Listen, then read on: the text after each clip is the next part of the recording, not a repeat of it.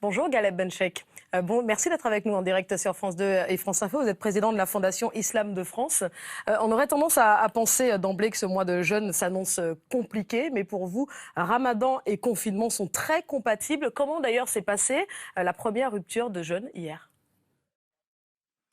Naturellement, si je puis dire, avec cette idée que d'habitude, si je tiens compte de la dimension solidarité, partage, sans parler même de l'aspect festif de cette rupture du jeûne, eh bien ça s'est passé plutôt dans le confinement. J'ai entendu dans le reportage qu'il y a cette idée d'épreuve sans aucune fatalité morose, sans résignation. Le jeûne rime aussi avec patience, avec endurance au moment des épreuves. En voilà une supplémentaire qu'il faut savoir vivre avec calme, sérénité et sagesse.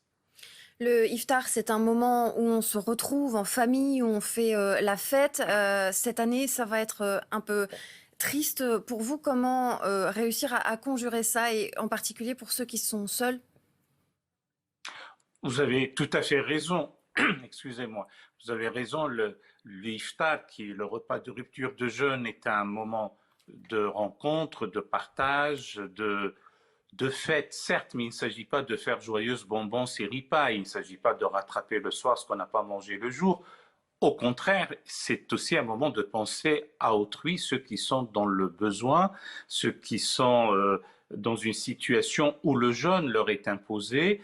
Là, ça ne se passe pas comme ça. Ça n'empêche pas, dans un élan de solidarité beaucoup plus qu'à l'accoutumée, de voir avec les moyens technologiques, d'aider autrui, de faire en sorte que des paniers repas puissent être acheminés à ceux qui sont dans le besoin. Et puisqu'on parle de rupture de jeûne, vous regrettez d'ailleurs le procès d'intention concernant un éventuel non-respect des consignes de confinement. C'est quelque chose que vous avez beaucoup entendu, trop? Oui, nous sommes durant le mois de Ramadan qui implique d'être dans une situation de paix et notamment de paix intérieure. Donc je ne réagirai pas davantage à ce procès d'intention où, encore une fois, et même dans le confinement, nous avons entendu quelques-uns dire que les jeunes des quartiers, c'est comme si le fait d'être jeune des quartiers et d'être nécessairement musulman, ne vont pas respecter ce confinement. Ben, nous voyons bien que cette première nuit s'est passé très bien et il n'y a aucune raison pour que ça ne soit pas le cas durant toute la lunaison du mois de Ramadan, puisque le mois de Ramadan dure un mois lunaire. Beaucoup s'interrogent aussi sur les effets potentiels du jeûne sur la santé. Est-ce que ça réduit les défenses immunitaires? Est-ce qu'il est dangereux de jeûner en ce moment? Et est-ce que si on attrape le coronavirus, cela peut aggraver la situation? Que recommandent les autorités religieuses à ce sujet?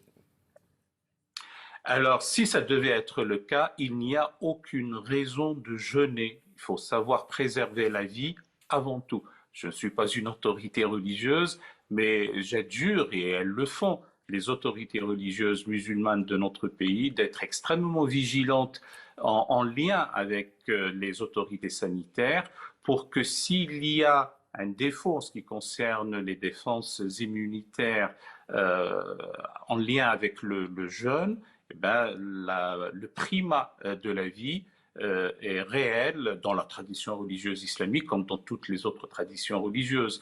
Une tradition fait preuve de génie et d'intelligence lorsqu'elle s'adapte aux situations extraordinaires, et ce que nous vivons est au premier mot une situation exceptionnelle et extraordinaire. Sans aucun doute. Galeb Benchek, président de la Fondation Islam de France. Merci beaucoup.